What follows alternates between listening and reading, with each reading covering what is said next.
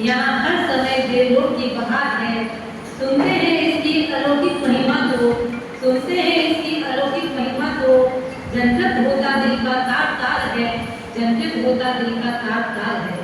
आराध्य देव के चरणों में वंदन, अत्र विराजित है आत्मा के चरणों में वंदन। तेरा पंथ एक ऐसा पंथ जहाँ मैं या मेरा कुछ नहीं, सब कुछ प्रभु को समर्पित किया है। एक ही शब्द में, हे प्रभु, यह तेरा पंथ। नस्लता का एहसास व आत्मा में विश्वास रखने वाले महायोगी महासंत आचार्य भिक्षु को वंदन अभिवंदन। मर्यादा का कवच पहनकर सत्य के पथ पर आरूढ़ होकर दुर्गम मंजिलों को पार कर तेरा पंथ धर्म संघ का सृजन एक क्रांतिकारी वीर पुरुष ही कर सकता है, और उस क्रांतिकारी वीर योद्धा का नाम है आचार्य भिक्षु। सत्य की कसौटी पर खरे उतरने वाले संत मसीहा का नाम है आचार्य भिक्षु। कथनी और करनी में समानता रखने वाले दिव्य पुरुष का नाम है आचार्य भिक्षु। अंधेरी ओरी में अध्यात्म की लो जलाने वाले लोह पुरुष का नाम है आचार्य भिक्षु। इन्हीं आचार्य भिक्षु का आशीर्वाद है कि यह तेरा पंथ पिछले 264 सालों से वट वृक्ष की भांति फलता फूलता जा रहा है। एक आचार्य के निर्देशन में साधु साध्या कार्य करते हैं। आचार्य की आज्ञा सर्वोपरि है। आज तेरा पंथ स्थापना दिवस है, यानी तेरा पंथ का जन्मदिन है। तो मैं कार्यक्रम की शुरुआत करती हूँ महिला मंडल के गीत के साथ, मंगलाचरण के रूप में।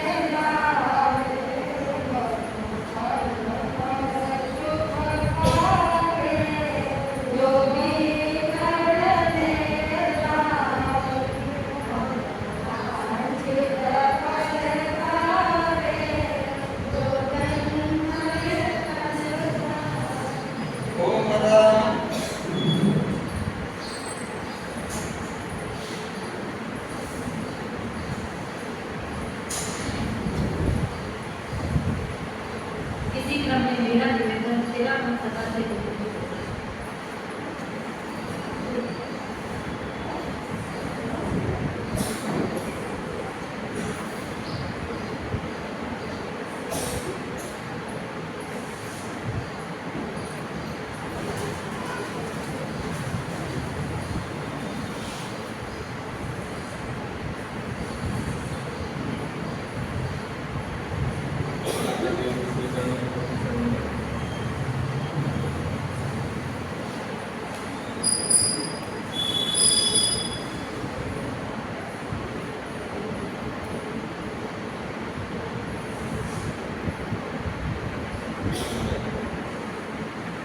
आराध्य देव के श्री चरणों में कोटि सा वंदन।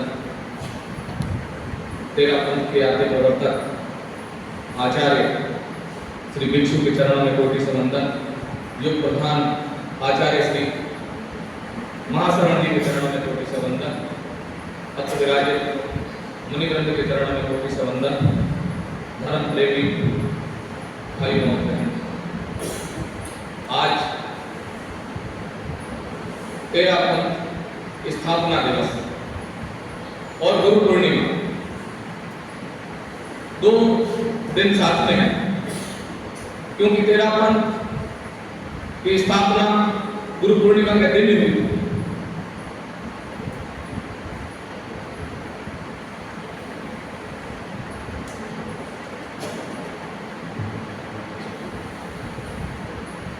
आज तेरा पंथ स्थापना दिवस आचार्य भिक्षु ने आज से लगभग 266 साल पहले इस तेरा पंथ धर्म संघ की स्थापना की थी।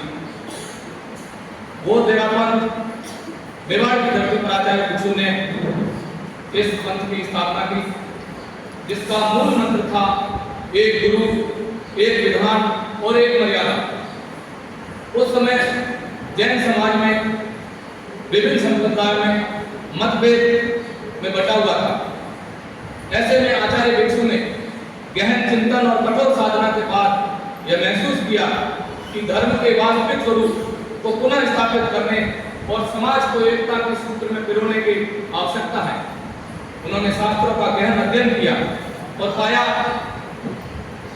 कि जो मतभेद उत्पन्न हो गए थे और कई कई रूढ़िवादिता और कर्म कांडों का बोलबाला था। आचार्य भिक्षु ने सत्य की खोज में अपनी यात्रा प्रारंभ की और अंततः एक ऐसे मार्ग का सूत्रपात किया जो आत्मा के कल्याण और मोक्ष की प्राप्ति पर केंद्रित था। उन्होंने अनावश्यक आडंबरों और बाहरी दिखावों को छोड़कर आत्मशुद्धि और आंतरिक साधना पर बल दिया। तेरा पंथ के मूल सिद्धांतों में एक गुरु और एक विधान, आचार्य भिक्षु से लेकर उत्तरवर्ती आचार्यों में एक गुरु और एक विधान, उसका ही पोषण किया गया है। आज भी वर्तमान में आचार्य श्री महाश्रमण जी के निर्देशन में ही हम लोग काम करते हैं। उनका जो भी नेतृत्व, जो भी निर्देश होता है, उसका ही हम पालन करते हैं। ये तेरा पंथ की सबसे बड़ी विशेषता है। उत्तरवर्ती आचार्य ने, जैसे आचार्य तुलसी ने अहिंसा यात्रा, फिर आचार्य महाप्रज्ञ जी ने भी अहिंसा यात्रा और वर्तमान आचार्य महाश्रवण जी भी अहिंसा यात्रा के द्वारा जन जन में नैतिकता, सद्भावना, व्यसन मुक्ति का संदेश देते हुए आ रहे हैं। ये हमारे लिए बहुत गौरव की बात है। आज तेरा पंथ स्थापना दिवस मना रहे हैं। हमें आचार्य भिक्षु के सिद्धांतों और वर्तमान आचार्य महाश्रमण जी के मार्गदर्शन में अपने जीवन में उतारने का संकल्प लेना चाहिए। हमें अहिंसा, संयम और नैतिकता के मार्ग पर चलते हुए समाज को और राष्ट्र कल्याण के लिए अपना योगदान देना चाहिए। मैं आप सबको इस दिवस की खूब खूब बधाई और शुभकामनाएं देता हूं और मैं गीत के माध्यम से अपने भाव व्यक्त करना चाहता हूं। सौभागी आपागणा पायो संग महान पूरब करणी रो भयो कल्प दक्ष फलवान।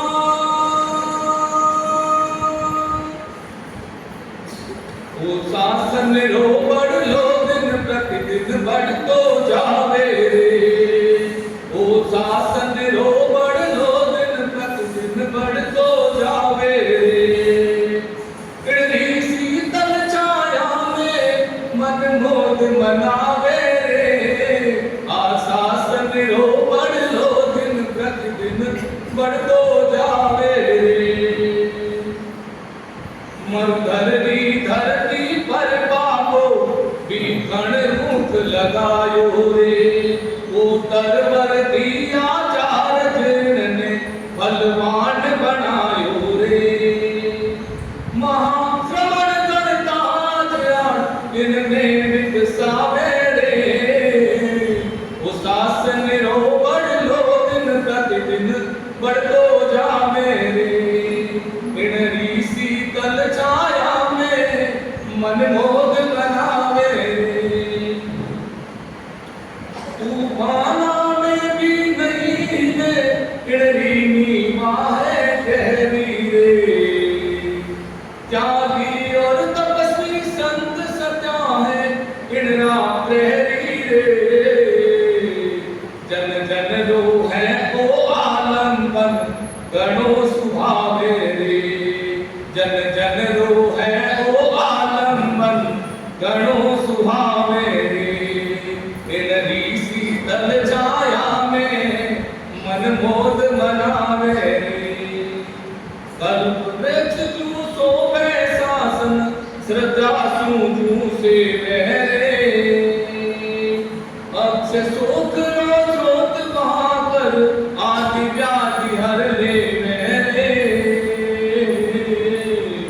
मूर्छित प्राणा में जू नहीं चेतना आवे रे। मूर्छित प्राणा में जू नहीं चेतना आवे रे। इनरी शीतल छाया में मन मोद मनावे रे।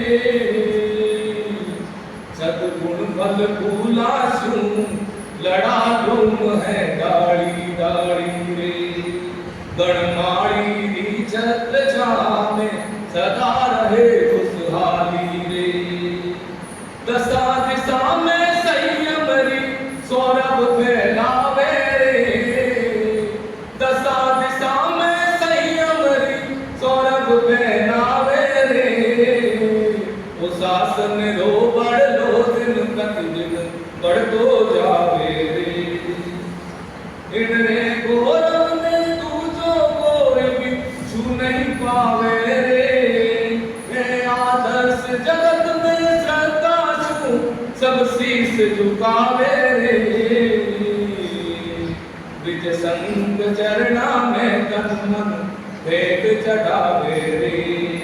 ओ शासन रो बढ़ लो दिन प्रतिदिन बढ़ तो जावे रे। इनरी शीतल छाया में मन मोद मनावे रे। पुनः आप सबको आज के 13वां स्थापना दिवस की हार्दिक शुभकामनाएं बधाई।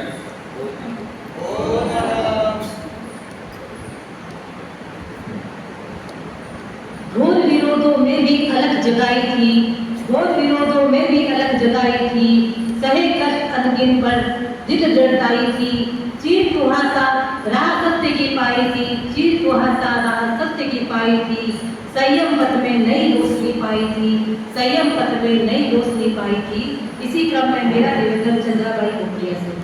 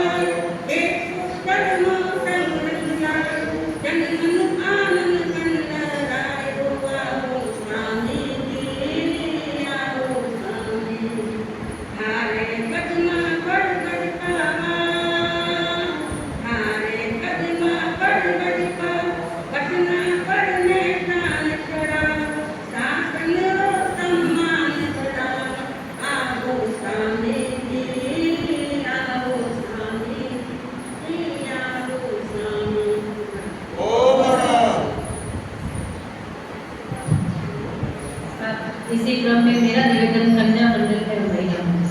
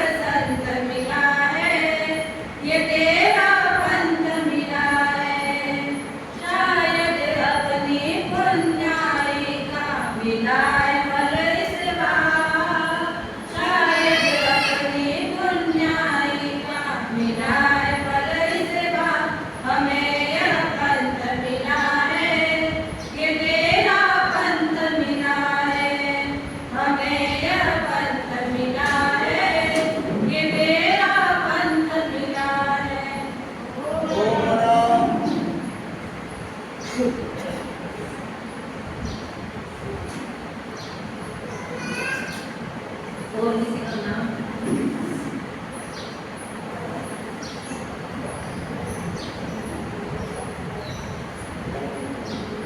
मेरा मन के अति प्रणेता मालवार के हेमंता सत्य नाम पर चलकर बांटा दुनिया को आगम करता विहड़ पथ पर चले निरंतर घोर विरोधों से खेले सिंह पुरुष बनकर जीवन में अनगिनत संकट झेले अद्भुत शंखनाद से जिसने जागृत किया सकल संसार क्रांतिकारी उस महामानव को श्रद्धा से वंदन सत्कार क्रांतिकारी उस महामानव को श्रद्धा से वंदन सत्कार। इसी क्रम में मेरा निवेदन छोटा जी बोलिया से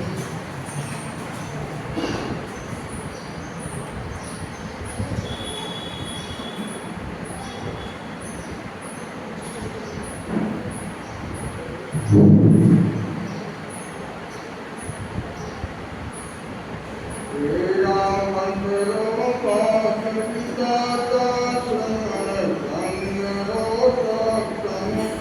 you.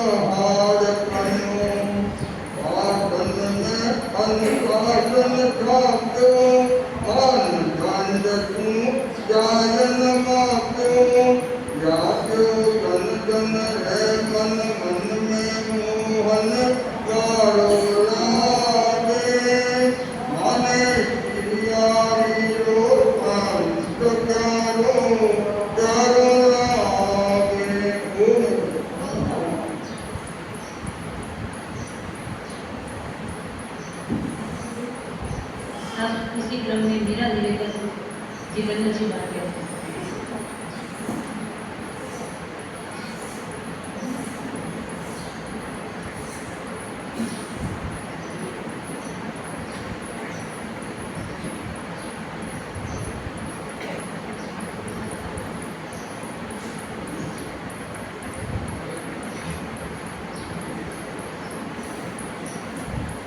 गुरु मेरी पूजा गुरु गोविंदा, गुरु मन पार ब्रह्मा गुरु भगवंता। गुरु मेरी पूजा गुरु गोविंदा, गुरु मन पार ब्रह्मा गुरु भगवंता। करुणा के सिंधु जन जन के बंधु सनत भगवान महावीर स्वामी के चरणों को सुंदन, आचार्य श्री महाश्रमण जी के चरणों में मेरा सुंदन, यहाँ विराजित यशवंत जी महाराज साहब एवं मोक्ष जी महाराज साहब के चरणों में मेरा सुंदन। इस युग का सौभाग्य रहा, इस युग का सौभाग्य रहा, इस युग में गुरुवर जन्मे, इस युग का सौभाग्य रहा, इस युग में गुरुवर जन्मे और हमारा यह सौभाग्य रहा हम आपके इस युग में जन्मे, हमारा यह सौभाग्य रहा हम आपके इस युग में जन्मे।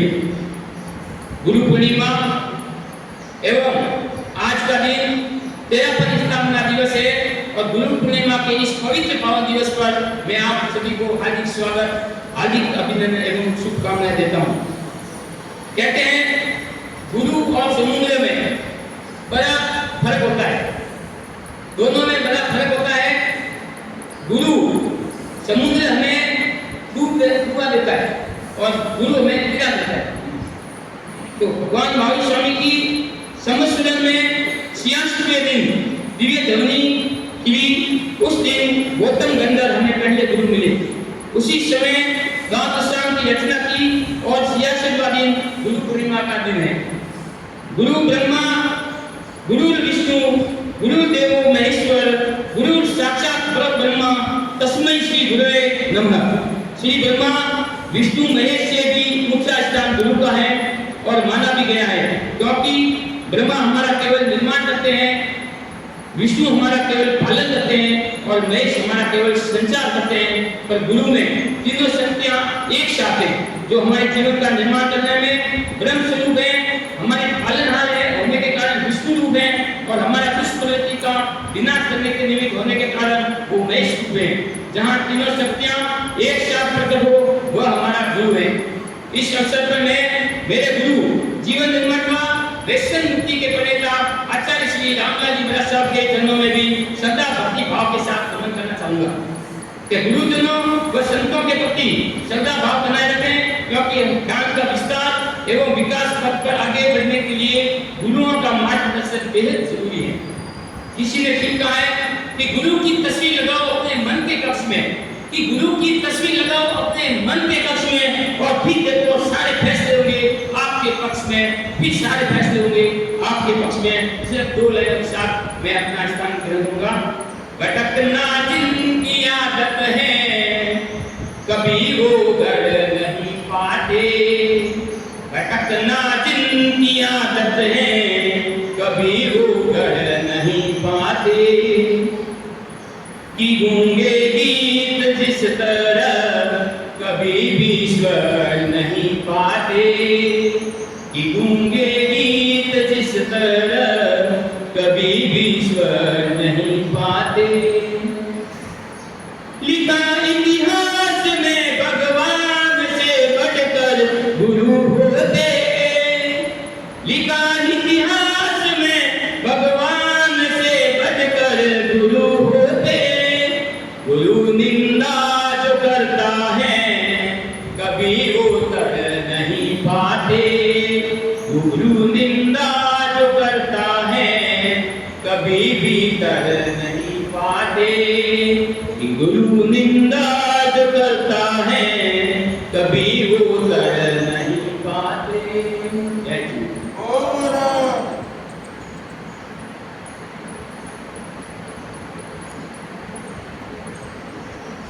और किसी भाई बहन को बोलना, किसी का नाम ले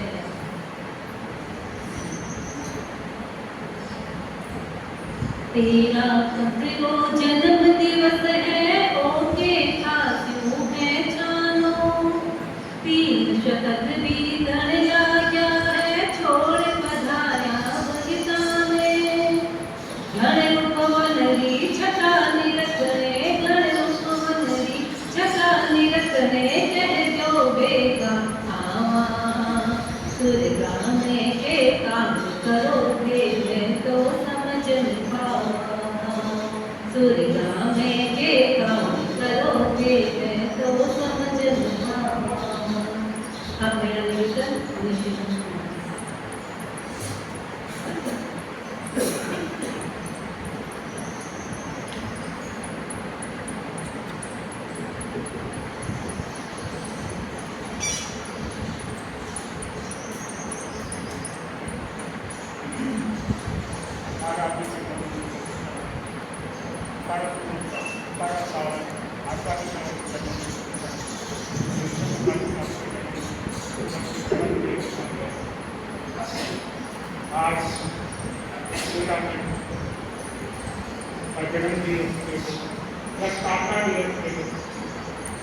आज के दिन आचार्य विष्णु ने सेवा में सेवा करने की स्थापना की, और उनका कोई लक्ष्य नहीं था कि मैं सेवा करने की स्थापना करूं, और तो शहर में स्थान बन गया।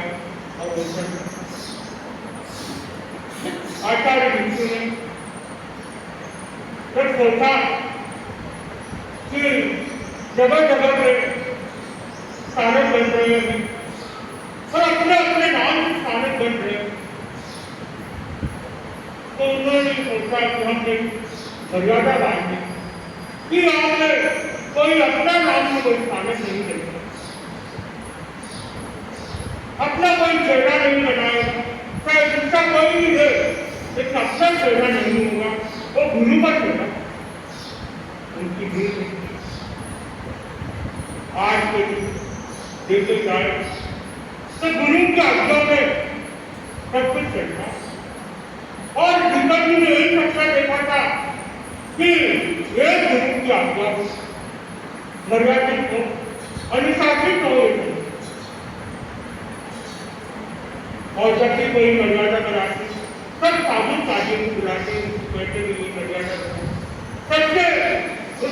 से टाइम दे दे और जब तक उनकी जरूरत मर्यादा बदलते और तब तक ही कानून काटने से इसके बारे में चर्चा करते और उनको वापस करते। आचार्य जब अपना उत्तराधिकारी चुनने के लिए बाहर लड़ने की तैयार किया, उनका नाम दिया, तो संतों ने कहा कि बाहर लड़ने को बोल रहे हैं, वो कैसे लड़कों को चढ़ा रहे थे, क्योंकि उनको खुद को कट के बैठा, लेकिन यहाँ से गुरु के बिना किसी और को नहीं चढ़, तो उनको संत से उत्साहित कर दिया और आचार्य ऋषि ने बाहर लड़की का उत्तराधिकारी हुआ चाहिए और आचार्य ऋषि ने मर्यादा किया।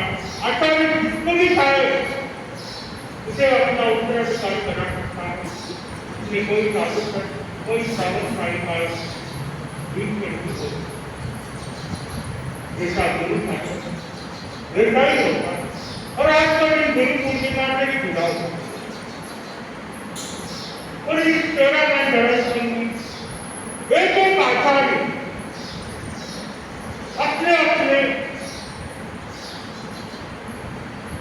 अपने ढंग से इस धर्म को चला रहे और चल रहा है और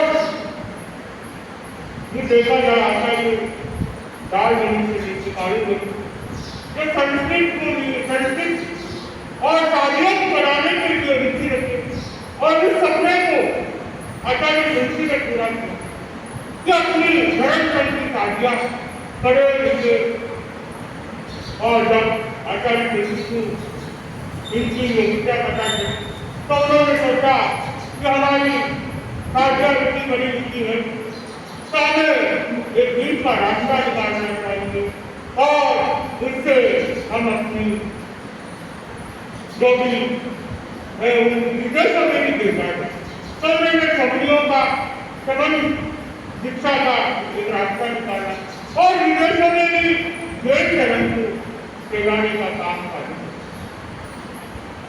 तो गुरुओं की दृष्टि दूर दूर तक होती, जहाँ तक अपनी सोच पहुंच ही नहीं सकती उससे आगे और गुरु की कृपा इतनी होती है कि उसकी कोई तार नहीं। जब कोई संकट आता है गुरु का नाम लेते ही वो संकट शुरू हो जाता है और कभी कभी तो गुरु के आवागमन से अपने सब दूर हो जाते हैं। 2018 का इतिहास आचार्य कलर का चेन्नई में हो रहा है और उस दिन मैं भी लगभग रोज 4 रात तक प्रतिमा की मेरे मन में बहुत सी जिज्ञासाएं होती लेकिन पूछने की हिम्मत नहीं होती और वहां बैठे बैठे मन में अपना सवाल रखता और जैसे गुरु ने मेरा मन की बात सुनी हो और कोई सवाल आप पूछता उसका जवाब देना और मैंने कभी गुरु के सामने बोलने का काम नहीं करा। जितने भी करे तो मेरे मन में सवाल थे उसके सबसे जवाब आप देते देते नहीं जाते कहते जहाँ आपका होती है वहाँ काम अपना आप हो जाता है।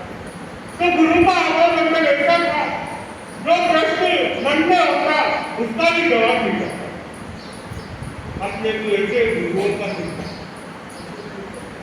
कितना सौभाग्यशाली है। उनका आवागमन में कितना काम करता है तो उनके पास में उनकी सेवा करते तो कितना काम। आज आचार्य कलर जनता का प्रतिमान कर रहे हैं और इसके बाद आगे का योग और गुरुओं की सामने में हम सबका सौभाग्य होता है कि गुरु चरणों में रहे, गुरुओं की सेवा करें और गुरुओं का सेवा करके उसका फल का लाभ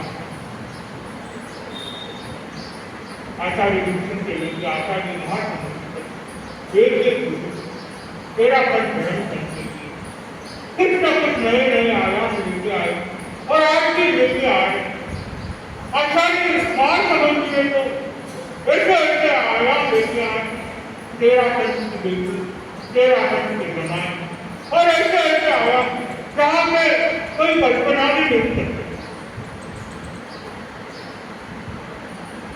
तेरा पंच संगठन सारे दूसरे की संबंध उसमें कोई भी संप्रदाय की व्यक्ति हो, तेरा पंच की व्यक्ति कोई संप्रदाय में हो, वहाँ जा सकती है और अपना नाम दर्ज करती उसके भाव ले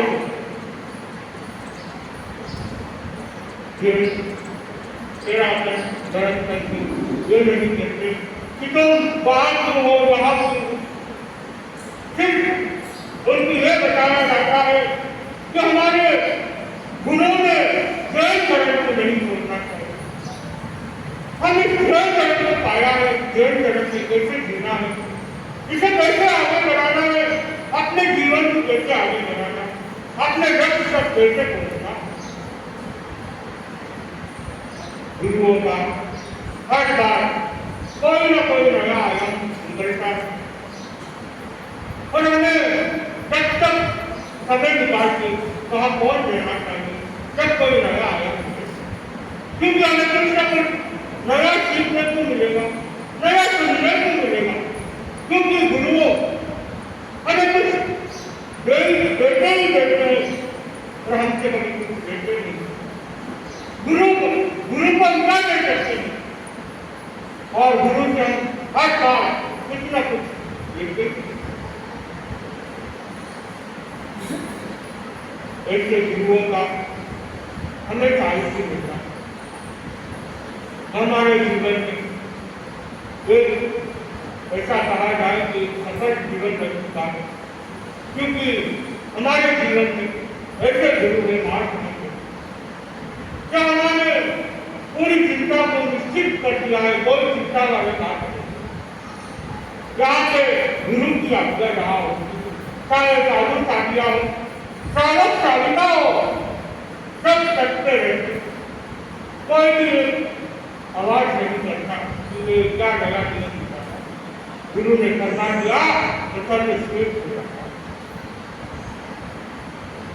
मेरी संस्था भक्ति में एक हिंदी माध्यम परिवार में शादी करवाई हुई और जब 2018 के साथ में गुरुदेव के दर्शन करने आई थी वहाँ का अनुशासन देखा और वहाँ का जिस रावत साहिबाएं जिस अनुशासन में रहते उन्होंने प्रवचन सुन रहे थे उसको देख के अपने ससुराल के जाके कहती है मम्मी जी देखता हो आचार्य मार्ग में का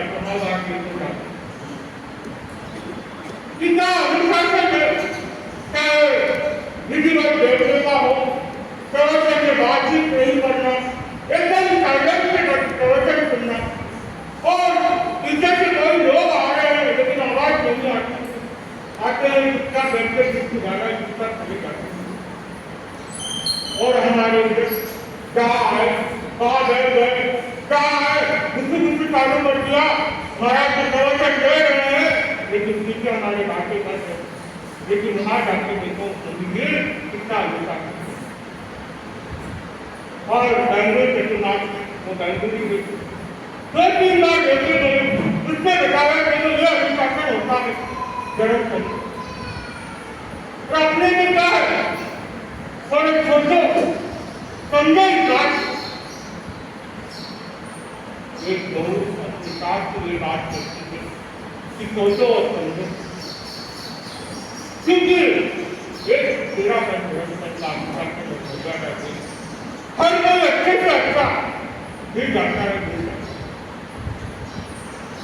और आज ये तेरा धर्म है देश विदेशों में भी अच्छा काम कर रहा है और आगे भी करता रहेगा क्योंकि गुरुओं की बहुत आगे तक होती है। आज विदेशों ने समझा अपना अपना केंद्र पहुंचे वहां पे जैन परिवारों को भी एक ज्ञान देती है, एक शिक्षा देती है कि जैन धर्म क्या जैन धर्म का मूल सूत्र क्या है और कैसे जीना चाहिए। हम विदेश में भी रहते, हम कैसे जी सकते हैं, क्योंकि आज तक नहीं पीढ़ी ये सब सीखना भी नहीं चाहती कि जैन धर्म में क्या वो आज तक भी नहीं पीढ़ी दुनिया की सभा कौन ने डूब रही है। बड़े बड़े शहरों में देखने जाओ, रात के 12 में हुए कि लोग कोई घर आने का पता नहीं, जहाँ से किसी लड़कियों का भी घर आने का कोई समय नहीं, 12 के 2 एक साथ बन जाती और उनकी पूछो तो जवाब तैयार मिलता है कि तुम क्या जानो। संस्कार नहीं देंगे अपने पीढ़ी को और जब तक हम लोग हमारे जैन धर्म के प्रति आस्था नहीं होगी तो उन लोगों में संस्कार कहाँ से आए। आजकल के बच्चों को कितनी एक्टिविटी में डाल देते हैं, जितने के काम से किसी को देते हैं, लेकिन ज्ञान सारा देखने के लिए कोई तैयार नहीं होता। उनसे बड़ा टाइम नहीं है, स्कूल जाता है, ट्यूशन जाता है, क्लास जाता है, एक क्लास जाता है, ज्ञान सारा में एक क्लास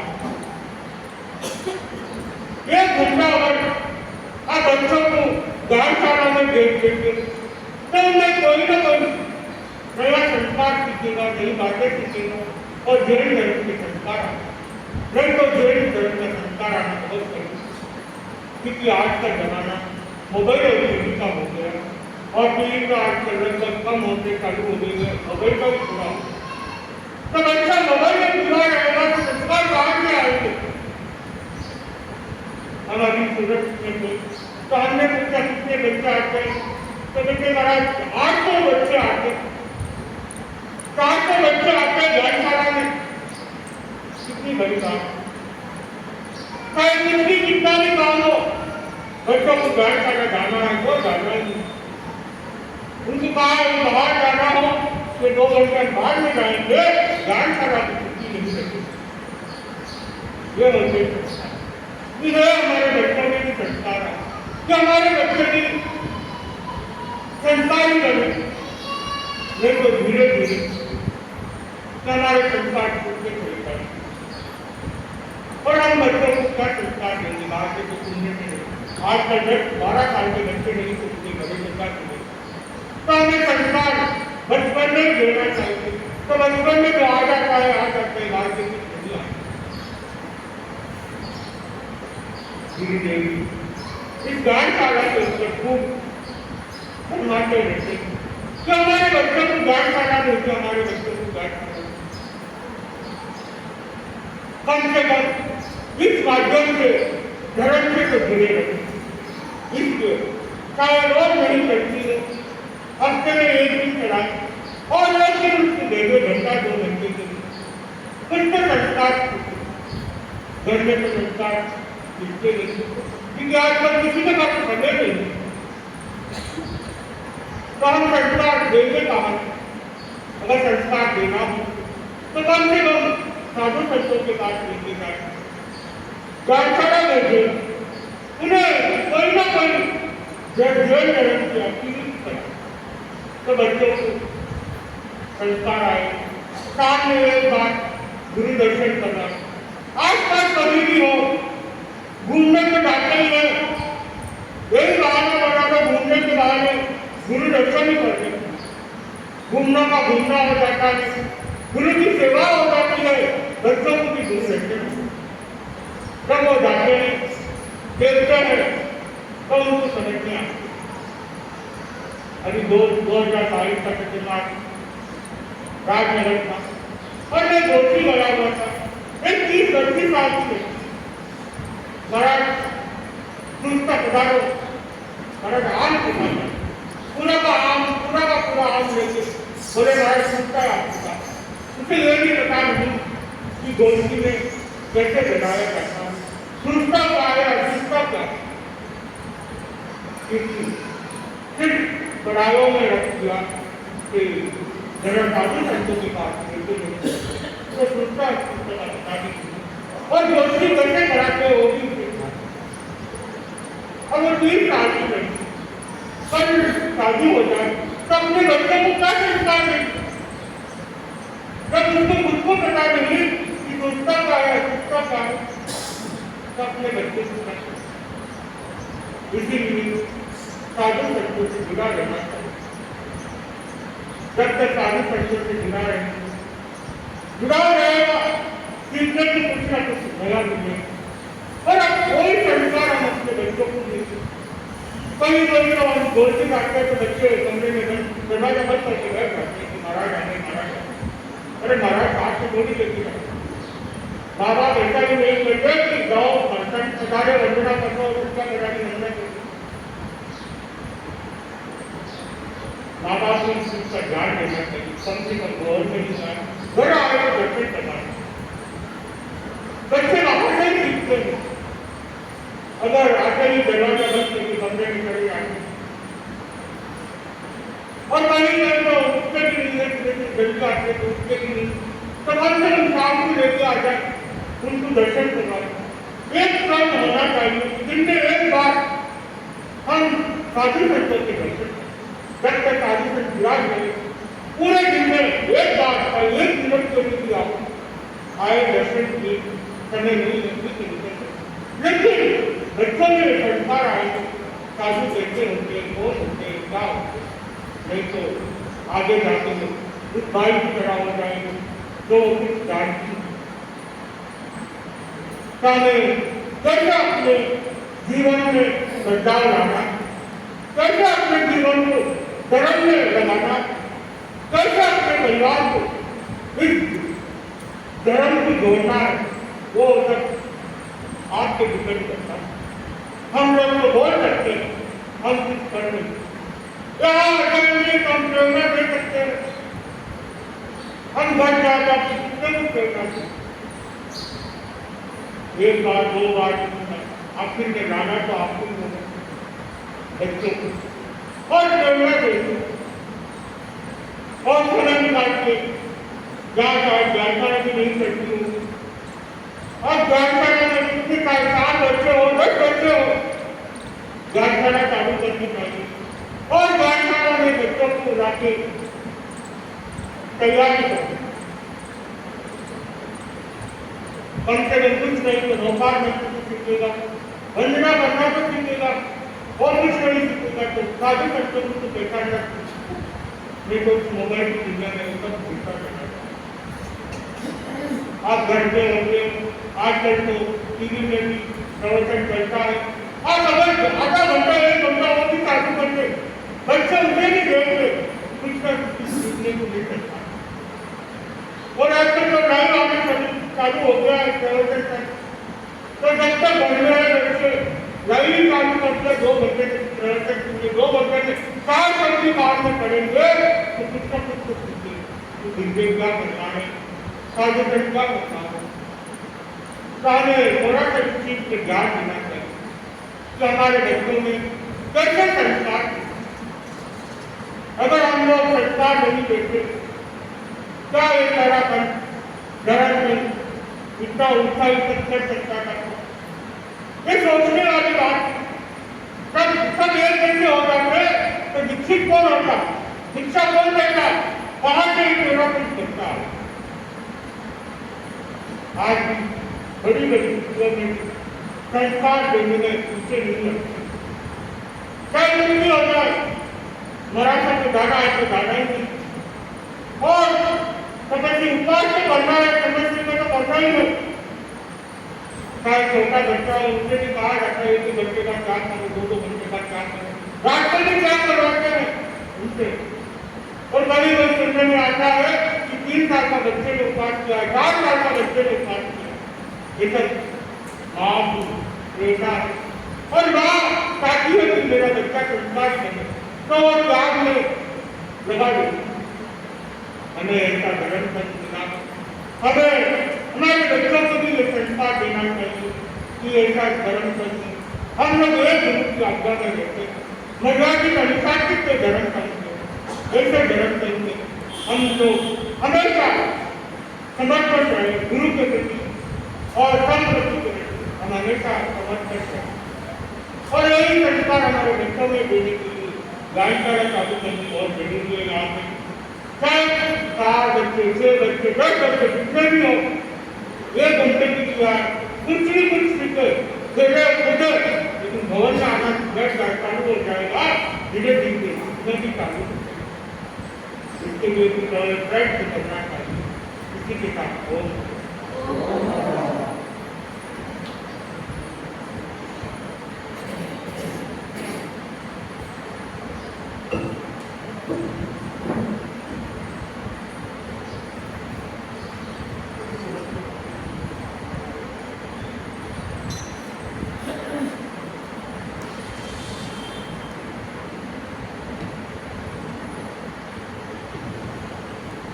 तेरा पंच के उतार तुम्हें सत्सत बंधन है। तेरा पंच के उतार तुम्हें सत्सत बंधन है। हमारे हृदय की आवाज़ तुम्हें सत्सत बंधन है। जीवन की हर सांस तुम्हें अर्पित है गुरुवर। जीवन की हर सांस तुम्हें अर्पित है गुरुवर। मन की उदास तुम्हें सत्सत बंधन है। मन की उदास तुम्हें सत्सत बंधन। मेरा मन के आद्य प्रणेता आचार्य भिक्षु को सत्सत बंधन उसी परंपरा के 11वें पट्टधर युग प्रधान आचार्य श्री महासंत जी को स्वभक्ति वंदना। उन्हें मोक्ष कुमार उपस्थित साहित्य आषाढ़ शुक्ला पूर्णिमा पर भारतीय संस्कृति के अंदर आषाढ़ी पूर्णिमा का अपना एक विशेष महत्व है। इसे गुरु पूर्णिमा के रूप में स्वीकार किया गया है। साथ ही जितनी भी संन्यास परंपरा है, उन संन्यास परंपरा में आज के दिन को स्थापना के रूप में भी माना गया है। केवल जैन परंपराएं नहीं, सनातन परंपरा में भी आषाढ़ी पूर्णिमा को चातुर्मास की स्थापना का दिन माना गया है। और भारतीय संस्कृति के अंदर गुरु को सर्वाधिक महत्व दिया गया है। चाहे वो सनातन परंपरा हो, चाहे वो जैन परंपरा, और भी इस भारतीय संस्कृति के अंदर, सभ्यता के अंदर पनपने वाले धर्म संप्रदाय में गुरु को विशेष महत्व दिया गया है। सिख परंपरा में तो गुरु ग्रंथ साहिब का ही महत्वपूर्ण है। कोई व्यक्ति तो वहां विशेष महत्व नहीं।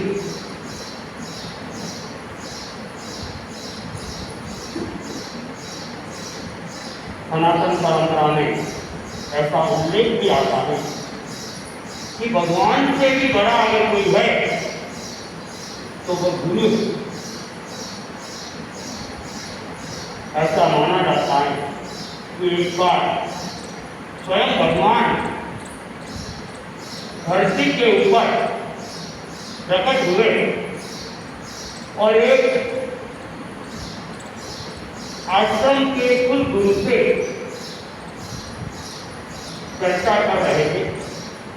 और उस समय कृष्ण का आना और संयोगवश हो गया।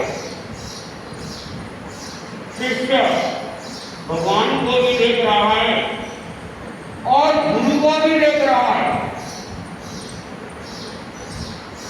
उसके सामने एक विकट परिस्थिति उत्पन्न होगी कि मैं पहला नमस्कार किसे करूं, भगवान को करूं या गुरु को करूं। वो असमंजस की स्थिति का अंदर था। अब कहते भगवान तो सर्वज्ञ होते हैं और भगवान ने उसके मानसिक बंध को समझा और स्वयं भगवान इसे समाधान देते हैं कि तुम पहला नमस्कार अपने गुरु को करो, क्योंकि मेरा मार्ग बताने वाला ये गुरु ही है। दोहा भी आता है, गुरु गोविंद गौ खड़े काके राघु पाव, बलिहारी गुरु आपने गोविंद जो गोविंद स्वयं कहता है पहले नमस्कार के चरणों में प्रणाम है तो तुम अपने गुरु को। जैन परंपरा में भी यही बात है। जैन परंपरा का सबसे महत्वपूर्ण मंत्र है नमस्कार महान। और इस मंत्र के अंदर भी किसी व्यक्ति विशेष को नमस्कार नहीं किया गया। इस मंत्र के अंदर जिसने वीतरागता की साधना को प्रारंभ किया है और जिसने वीतरागता को प्राप्त कर लिया है और जिसने संपूर्ण सिद्धत्व को प्राप्त कर लिया है, उन हर एक आत्मा को नमस्कार किया गया। और उसमें जो पहला पद है नमो अरहंताय, ये गुरु का पद, क्योंकि तीर्थ की साधना करने वाले तीर्थंकर भगवान होते, धर्म का मार्ग दिखाने वाले तीर्थंकर भगवान होते हैं। सिद्ध लोग तीर्थंकरों से भी बड़े हैं, क्योंकि तीर्थंकरों का लक्ष्य भी मोक्ष की प्राप्ति है, सिद्धत्व की प्राप्ति है। और अभी तक तो तीर्थंकरों के केवल 4 कर्म बचे हैं, 4 कर्म मन अभी भी उनके साथ जुड़े हुए हैं। लेकिन सिद्ध भगवान अमर है, निर्मल है, किसी भी प्रकार का कर्म उनके साथ में नहीं है और वे अजरा अमर है। जन्म मरण की परंपरा से वे मुक्त हो गए, लेकिन उन सिद्धों को भी दूसरा स्थान दिया गया। और तीर्थंकरों को जो अभी मर रहित है, उन निर्मल नहीं हुए हैं, उनको पहला स्थान दिया गया। इसलिए कि वे ही अपनी सर्वज्ञता के द्वारा सिद्धत्व को जानते हैं, देखते हैं और हमें उस तक पहुंचने का मार्ग बताते हैं।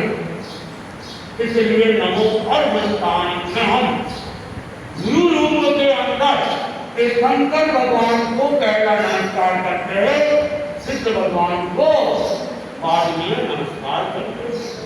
तो गुरु पूर्णिमा ये भारतीय संस्कृति का अपना एक विशेष दिन है।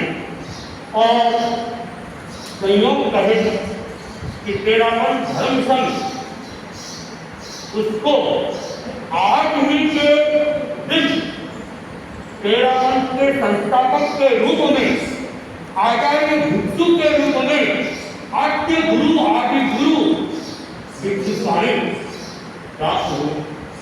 और इस संसार के अंदर इस संतन सुषमा आराम भगवान महावीर के मार्ग को एक मौलिक रूप से नई दृष्टि उन्होंने प्रदान की। आचार्य भिक्षु अपने आप में अनेक विशेषताओं के धनी थे। कहते हैं प्रतिभा संपन्न थे, उत्पत्तिया बुद्धि के वे धनी थे और पुरुष परीक्षक भी थे, साथ ही साथ आगम देवता थे, तत्वज्ञानी थे, तपस्वी थे, वैरागी थे। उनके साथ उनको मंत्र शास्त्रों का भी ज्ञान था। यंत्र साधना के ऊपर उनका विश्वास था। ज्योतिष को उन्होंने अपने जीवन के अंदर चरितार्थ किया। इसी का परिणाम है तेरापन धर्म से 265 वर्ष परिपूर्ण हो गए। 266वां वर्ष प्रारंभ हो रहा है। आचार्य भिक्षु ने आज के दिन नवीन दीक्षा अंगीकार, और जहां तक मैं समझता हूं आचार्य भिक्षु ने जब भी नया कदम उठाया उन्होंने मुहूर्त शास्त्र को अवश्य देखा, ऐसा मेरी धारणा है। उन्होंने चैत्र शुक्ल नवमी के दिन अपने गुरु रघुनाथ जी से अलग होकर धर्म क्रांति के लिए, सत्य मार्ग के लिए अपने कर्म बताए। चैत्र शुक्ल नवमी का दिन मर्यादा पुरुषोत्तम भगवान राम का जन्मदिन को उन्होंने मर्यादा पर करने के लिए उस दिन को चयन किया। और भारतीय ज्योतिष, भारतीय मुहूर्त शास्त्र कहता है कि चैत्र शुक्ल नवमी का दिन अबूझ मुहूर्त के रूप में स्वीकृत है। कुछ तिथियां ऐसी है कि उस समय और कोई मुहूर्त देखने की जरूरत ही नहीं है। जैसा कि आषाढ़ के बारे में तो आप सुनते ही आए, और आषाढ़ के दिन ग्रह नक्षत्रों की चाल इस ढंग से लग जाती है कि चाहे कैसी भी स्थिति हो, हजारों जोड़े एक साथ सांप फेरे ले लेते। उस दिन कोई मुहूर्त नहीं देखते, और जैसे ही चैत्र शुक्ल नवमी का दिन यदि शुभ कार्य के लिए उसे और कोई मुहूर्त देखने की उस दिन जरूरत नहीं है। कुछ तिथियां भी ऐसी है कि उस समय अगर कुछ नहीं मिल रहा है, उन तिथियों में आपको कार्य एक दोहा भी आता है, पूनम पड़वा भले अमावस की बीच और अनपूजियों मुहूर्त भूलो के तेरस के दिन। तो ये चैत्र शुक्ल नवमी का दिन मर्यादा पुरुषोत्तम भगवान राम का जन्मदिन, अबूझ मुहूर्त को उन्होंने अपने धर्म क्रांति का पहला दिन, और शाम के समय उन्होंने कदम आगे बढ़ा दिए और कहते हैं कि शुभ कार्य में विघ्न तो आते ही आते। श्रेयांसी बहुविघ्न के श्रेयस काम के लिए बहुत सारे विघ्न आते हैं। आचार्य भिक्षु के सामने ही विघ्न उपस्थित हो गया, और कहते हैं मारवाड़ की वह काली पीली आंधी उस दिन आ गई। आजकल तो वैसी आंधियां बहुत कम आती है, घोड़े कटते जा रहे हैं, तो उन आंधियों का जो रूप है देखने को बहुत कम मिलता है। उस आंधी के अंदर कहते हैं हाथ नहीं दिखाई जाता है, तो फिर एरिया का ध्यान नहीं रख सकते हैं, गति कैसे करेंगे। आचार्य भिक्षु ने अपने कदमों को वही गांव बाहर, बगीच के गांव बाहर शमशान के अंदर ही रोक दी, और रात्रि का प्रवास उन्होंने शमशान भूमि में किया। साहस के धनी थे, जिनमें भी अकेला में रहना हो संसार में, तो कई लोग तो कहाँ चाहते हैं, वहाँ आचार्य भिक्षु रात के समय उन्होंने उस रात को शमशान में बिताने के लिए वे तैयार हो जाते हैं और ये कहे कि जो स्थान अंतिम प्रयास का होता है, उन्होंने अपने धर्म क्रांति का पहला प्रयास उस स्थान पर किया और फिर आगे कदम बढ़ाती। आचार्य भिक्षु जानते थे कि अभी तक की जो मेरी दीक्षा है, मैं उसे शुद्ध दीक्षा नहीं मान रहा हूं, क्योंकि आत्म आधारित हमने सजग जीवन का पालन नहीं किया है, हमारी साधना में दोष है। तो अब मुझे क्या करना है, नवीन दीक्षा को अंगीकार करना है। वैरागी आत्मा, अधिकरणी आत्मा कहते हैं वैराग्य का अंकुश टूट जाता है तो एक क्षण भी संयम जीवन में देरी उसे बर्दाश्त नहीं होती है। लेकिन आचार्य भिक्षु ने उस समय भी धैर्य का परिचय दिया। तत्काल उन्होंने दीक्षा अंगीकार नहीं की, इंतजार किया। इसका इंतजार किया, समय का इंतजार, शुभ समय का इंतजार किया। और क्योंकि मौत को जानने वाले होंगे या मौत को पूछने वाले हैं, इसलिए उन्होंने वैराग्य होते हुए भी एक शुभ समय का इंतजार करते गए, विहार करते गए और चलते चलते चलते केवल समय निकट आ रहा था नवीन दीक्षा अंगीकार करने का। तो उन्होंने क्या किया, उन्होंने केला प्रारंभ कर 13 के दिन से ये कहे कि उनके अपने ही जन्मदिन से उन्होंने केले की साधना प्रारंभ कर दी। केवल तप नहीं, तप के साथ उन्होंने तप को भी जोड़ प्रकृति आगम की दूसरी गाथा उसे उन्होंने मंत्र रूप में स्वीकार कर लिया और उस गाथा की उन्होंने 3 दिन तक साधना करते हैं।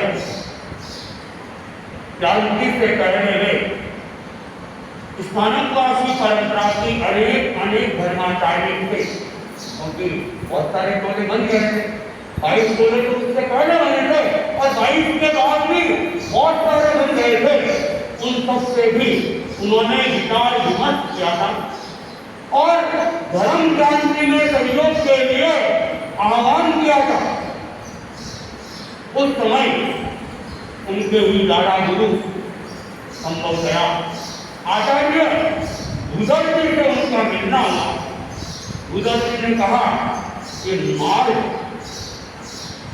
इतना आसान नहीं है, बड़ा कठिन मार्ग है, हम इसके कर सके ऐसा साहस नहीं है, लेकिन मैं तुम्हारे इस मार्ग के लिए मंगल कामना करता हूं और ये भी मंत्र और यंत्रों के विशिष्ट साधक थे। तो कहते हैं उन्होंने ही ये नवी मूल का मंत्र और नवी मूल का यंत्र उनको दिया था और उसकी साधना की विधि बताई थी। उस विधि के साथ यंत्र के साथ मंत्र की साधना चालू हुई और पूर्णिमा के दिन आचार्य भिक्षु केले के दिन केला की धरती के ऊपर उन्होंने प्रवेश किया, स्थान की मांग की। 13 तो उस समय तक जन्मा ही नहीं था, तो 13 की श्रावक होने की तो कोई बात ही नहीं। और जो भी श्रावक थे सब विरोधी, और अब उनके सामने भी एक संकट क्या करे, स्थान दे या नहीं दे। फिर सोचा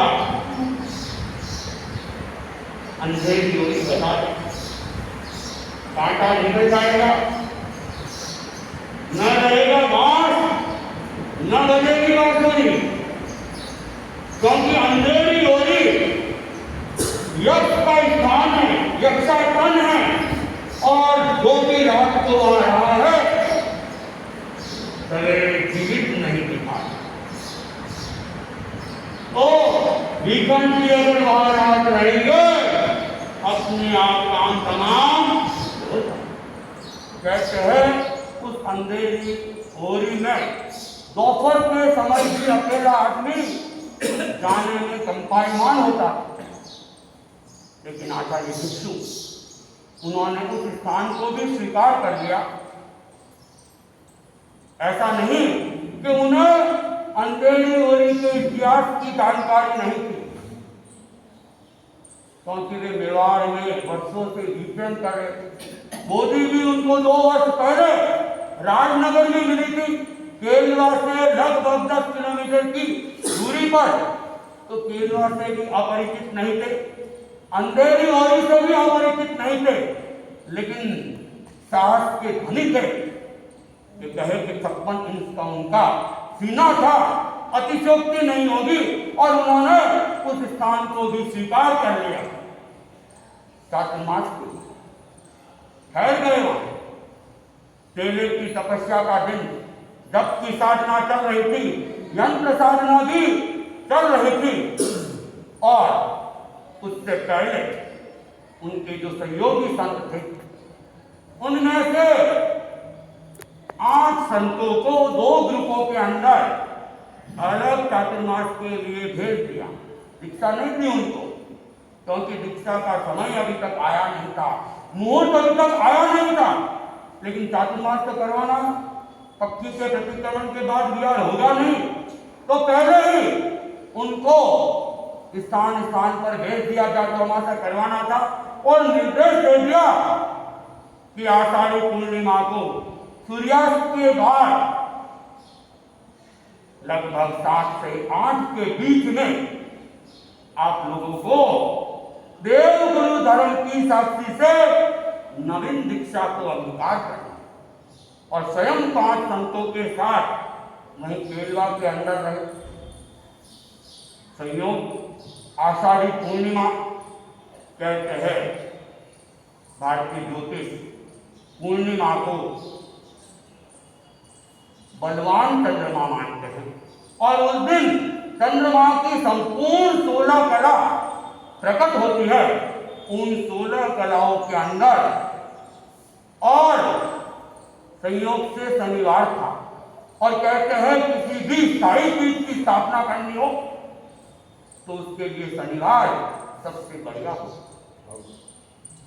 शनि की स्थापना ये कहावत भी आती है। और सूर्यास्त के बाद लाख के चौगड़िए के अंदर उन्होंने नवीन दीक्षा को अंगीकार कर लिया।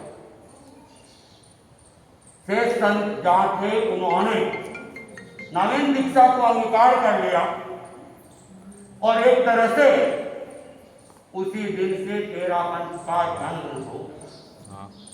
लेकिन यहीं तक नहीं, कहते हैं अच्छे काम में तो बाधा आनी आनी। नवमी के दिन भी आई थी तो पूनम के दिन भी बाकी नहीं रही। और इधर तो उन्होंने दीक्षा स्वीकार की, भाव दीक्षा स्वीकार की, और कुछ देर बाद ही बाहर मुनि भारमल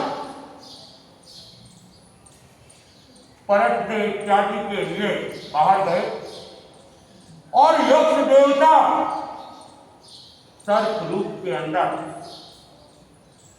आ गए। पैरों में आटा लगा दिया।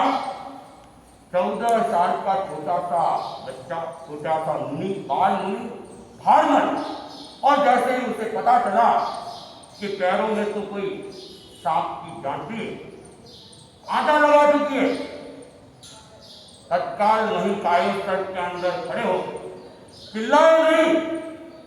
बच्चे होते घबरा भी जाते, चिल्ला भी सकते, लेकिन भारमल भी साहस के धनी थे और वे वहीं कायस्वर्ग में लीन हो गए।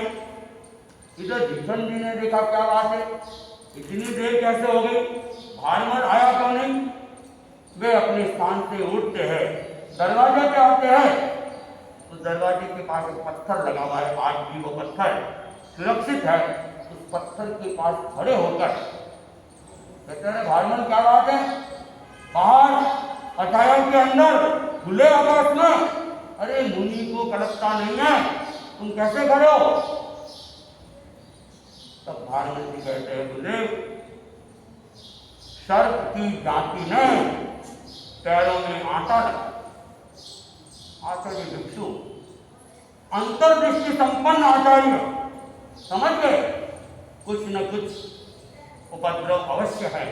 तत्काल नमस्कार महामंत्र, तत्काल मंगल पाठ का प्रयोग किया और साथ ही आह्वान कर दिया कि अगर आप कोई देव हो और आपको हमारे यहाँ रहने से तकलीफ हो, हम सवेरे ही विहार कर लेंगे, लेकिन अब बाल मुनि को आप क्यों कष्ट दे रहे। और ये सुनना था। कहते हैं उस सांप ने आटा खोला और सरसराहट करता हुआ चला गया। आचार्य भिक्षु समझ गए कि जिसके बारे में सुन रखा था वो कुछ न कुछ तो यहाँ है। उस दिन आचार्य भिक्षु ने धम्म जागरणा का चिंतन कर लिया कि बस आज की रात धर्म की जागृति में ही बितानी है, देखते हैं रात को क्या होता है। अब वे अपने जप में लीन हो गए। कहते हैं मध्य रात्रि के अंदर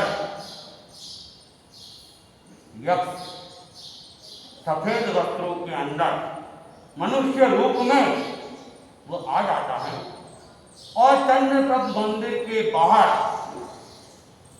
बाईं तरफ की, अंदर जाते हैं दाहिनी तरफ की चौकी के ऊपर वो बैठ जाता है और दूसरी चौकी के ऊपर आचार्य भिक्षु बैठे बैठे अपनी साधना कर रहे थे।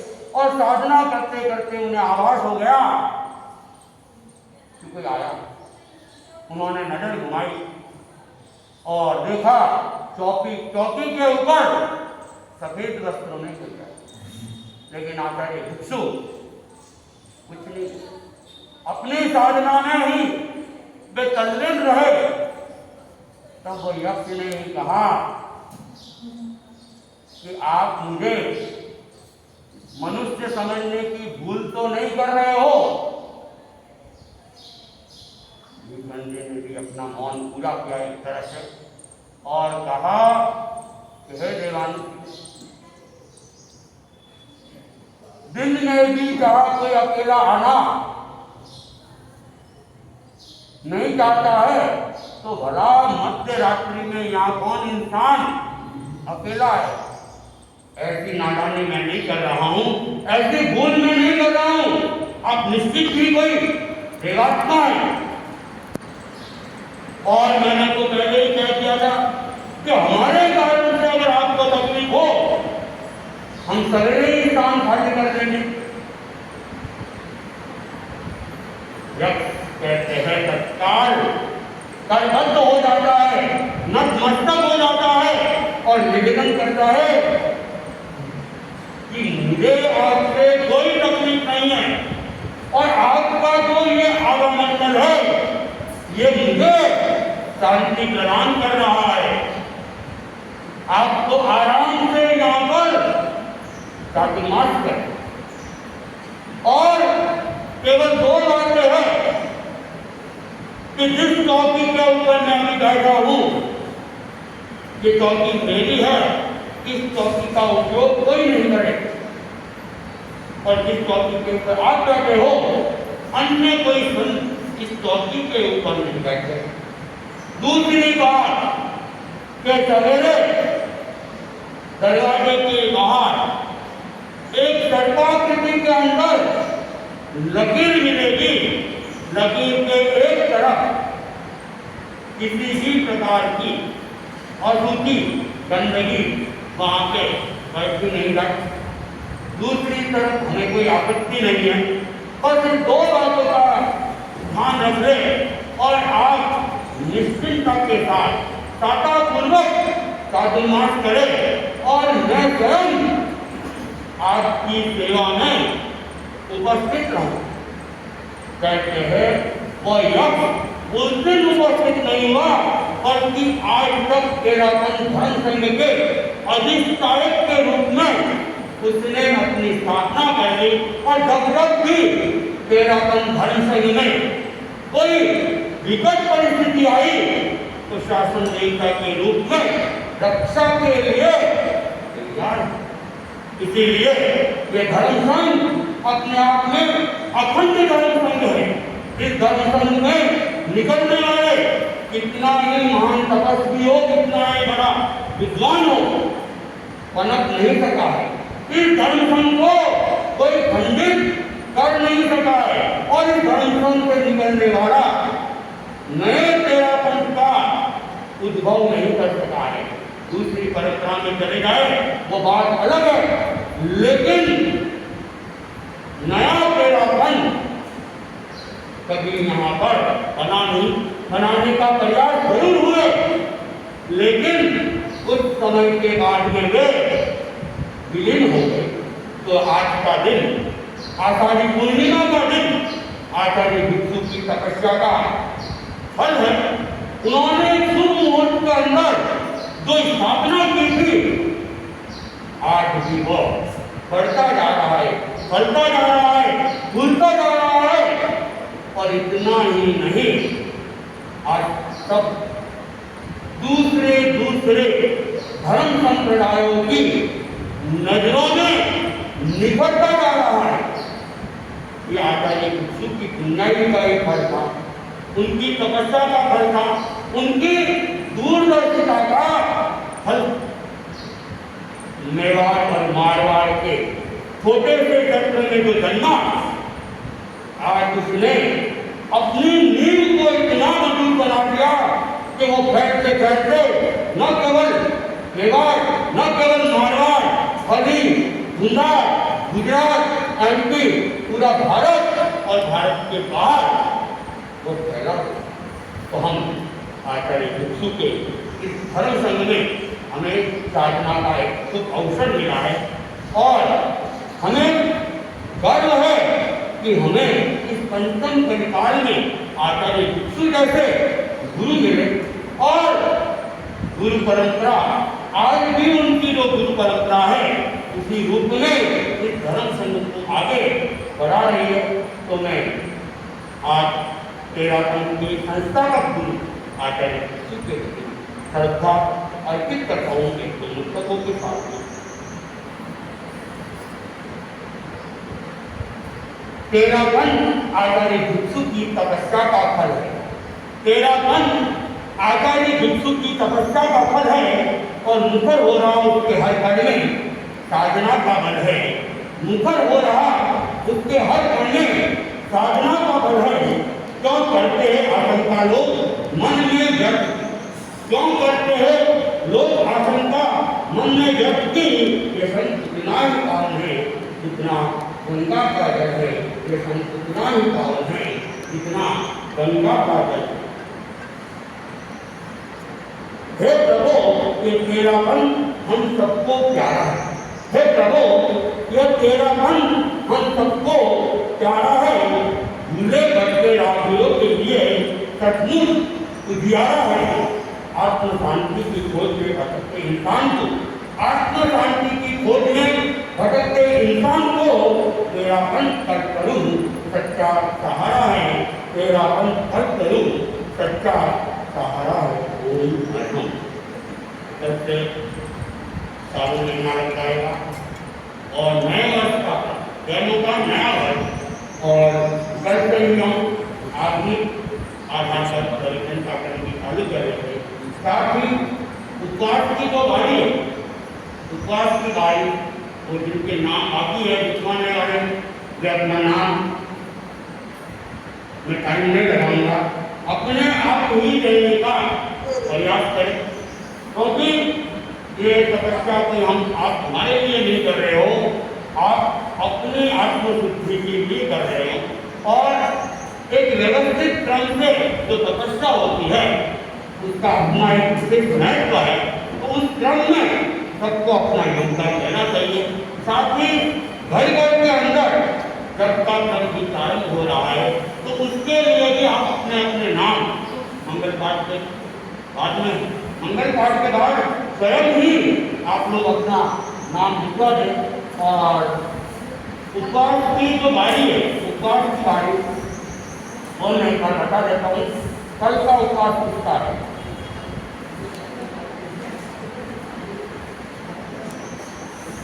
एकादश तो है सरस्वती देवी सानिध्य, कल कहें।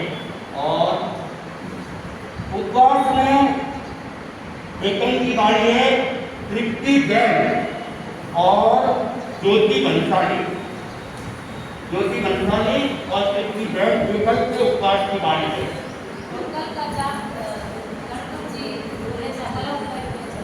कल का जाप करावती देवी गणपत जी दूरी जाके करके समय रहेगा 2 से 4, रात का समय निर्धारित किया गया है 2 से 4 का। अच्छा, उपवास एकादश करने वाला व्यक्ति है बिना बिना सत्याग्रह उपवास बेला बेला बेला चलो एक बेला तो कुछ निकल हुआ। गुरु धारी के साथ सुनो, कल सवेरे सूर्योदय तक तीनों आरती त्यागे, रात को 4 आरती त्यागे, कच्चा पानी पीने के त्यागे। ऐसा उपवास गुरु धारी के साथ कल सवेरे सूर्योदय तक तीनों आरती त्यागे, रात को 4 आरती त्यागे, कच्चा पानी पीने के त्यागे। आकाशन बेला देव गुरु धारी कल सवेरे सूर्योदय तक, सूर्योदय तीनों आरती त्यागे, रात को 4 आरती त्यागे, कच्चा पानी पीने के त्यागे। आकाशन तो कोई नहीं है।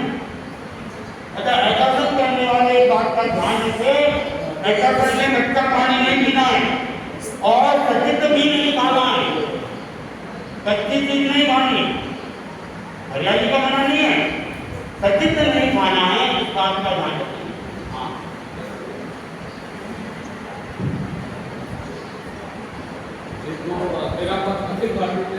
परिषद द्वारा आगामी 17 सितंबर को आयोजित होने वाले मेगा ब्लड डोनेशन के बैनर का विमोचन करना है। उसके लिए मैं आमंत्रित करता हूँ तेरापन सभा के गणपति बंसाली, राजीव मुखिया, अमृत जी, जवेरी लाल जी, रतन जी, अशोक जी, बाबू जी आए और उस बैनर का विमोचन करें।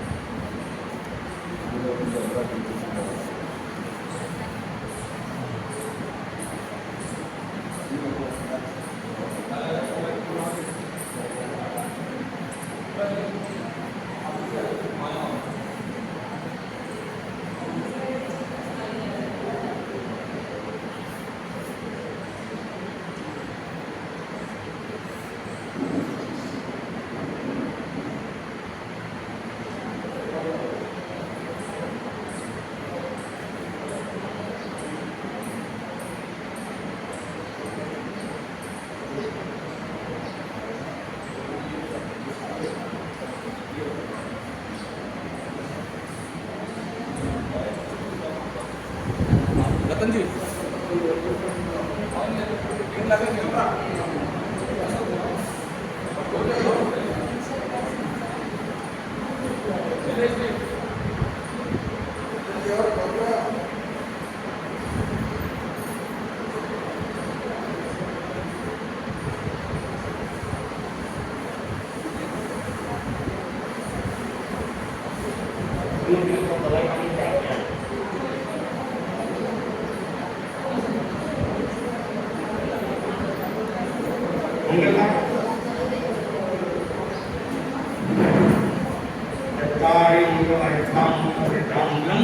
काहूनम केवली कन्नट्टु धम्ममं सर्कारे वित्तमा अरहंता वित्तमा सर्कारे वित्तमा काहू वित्तमा केवली कन्नट्टु धम्ममं वित्तमो सर्कारे शरणं गच्छामि अहंति शरणं गच्छामि हे शरणं गच्छामि काहू शरणं गच्छामि केवली कन्नट्टु धम्ममं शरणं गच्छामि विघ्नहरणं सर्वं कामं विष्णु नाम गुण बोधक शरण हरे